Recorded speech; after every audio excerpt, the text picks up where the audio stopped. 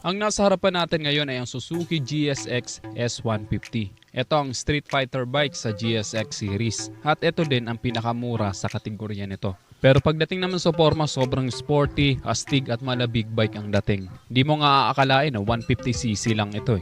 Ang makina nito ay 147.3cc, 4-stroke dual overhead cam, 4-valve, 6-speed liquid-cooled fuel injected. Ang compression ratio ay 11.5:1. Ang maximum power ay 14.1 kW at 10,500 RPM with a maximum torque of 14 Nm at 9,000 RPM. Malakas ang arangkada nito at kaya nitong tumap speed ng hanggang 140 kph. Kaya di ka talaga mabibitin sa arangkada at sa duluhan. At ayon sa claim ng Suzuki, kumukonsumo lang ito ng 40 to 45 km per liter. Matipid ito sa gasolina dahil fuel injected ito. 11 liters ang fuel capacity nito kaya siguradong malayo ang mararating mo sa isang full tank.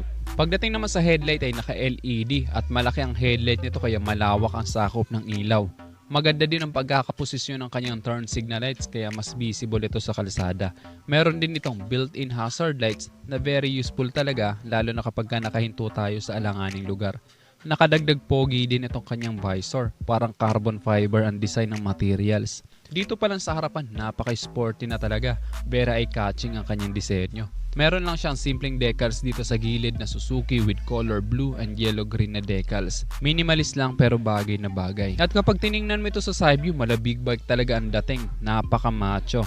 Maganda din kasi ang pagkakakombine ng color Triton Blue dito sa color black at sa kanyang mga decals. Meron pa ito ditong emblem ng Suzuki na bagay din sa kanyang forma. Naka-highlights ito kasi color black ang kanyang background. Tapos dito naman ang GSX-S, then merong color yellow-green dito sa dulo. At ang ganda ng kulay nito kasi glossy finish. Kapag naalagaan mo ito sa linis, hindi ito basta-basta maluluma. Tapos dito sa baba, meron pa itong cowling na glossy black na bukod sa dagdag forma, protection din ito sa kanyang engine. Malalapad din ang gulong nito. Ang sukat ng gulong nito dito sa harapan ay 90 by 80 by 17. Sa likod naman ay 130 by 70 by 17 at naka-tubeless na din ito. Kaya hindi ka mag-aalinlangan pagdating sa cornering dahil malalapad nga ang gulong nito. Sa suspension naman ito, naka-telescopic fork sa harapan at naka-monoshock sa likuran. Pagdating naman sa preno, naka-single disc brake with 2-piston caliper ito dito sa harapan kaya malakas ang kanyang stopping power pero hindi pa ito naka-ABS. Sa likuran naman ay naka-single disc brake din. Astig din ang design ng kanyang muffler, bagay na bagay din sa kanyang forma kaya kahit hindi mo na ito palitan. Sa stock pa lang, panalong-panalo na. At kung pagmamasdan mo siya, mukha siyang mataas, no? Pero 785mm lang ang seat height nito. Kaya kahit hindi gaano matatangkad na rider, kahit mga 5 flat, kayang-kayang i-drive ang motor na to. At mataas ang kanyang ground clearance, 155mm. Kaya hindi talaga ito basta-basta sasayad. At kung titingnan mo siya, mukha siyang mabigat, di ba? Pero 130 kilos lang ito. Very lightweight lang siya kaya hindi ka talaga mahihirapang i-drive ang motor na to. Sporty din ang design ng kanyang taillight na malabig bike din ang forma. Tapos yung kanyang mga signal lights nakahiwalay kaya mas makikita tayo sa likod kapag magsi-signal lights tayo.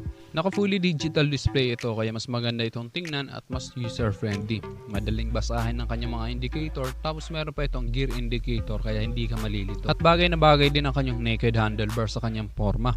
Sa mga switches naman meron itong passing light switch, high beam and low beam switch at ang kanyang busina. Sa kabila naman meron itong kill switch, hazard light switch at ang kanyang push start.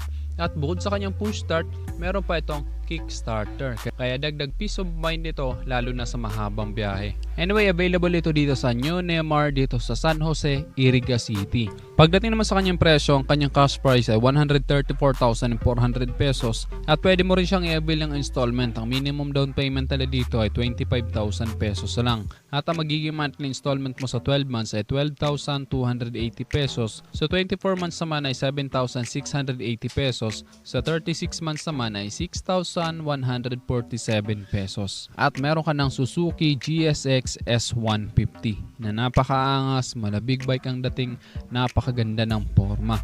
Actually, yung mga ganitong forma ng motor, isa ito sa mga pangarap ng marami. Dahil nakakapogi talaga kapag ganito yung formahan, di ba? Kasi mukha siyang pang racing, napaka-brusko ng kanyang dating. At ang masasabi ko, sulit din ang 134,000 mo dito sa motor na to eh.